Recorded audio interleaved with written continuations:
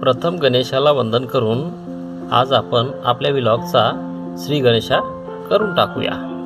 तर हा आहे परळी आणि अंबाजोगाई रोड आणि इथे 15 वर्षापासून आहे आमचं हे उभं असलेलं हॉटेल नंदनवन फॅमिली रेस्टॉरंट।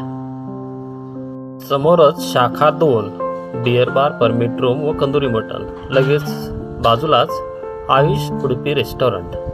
इथे तुम्हाला चहा, coffee, veg Chinese, Punjabi, Maharashtrian आणि अनेक फूडचा मेनू आहे।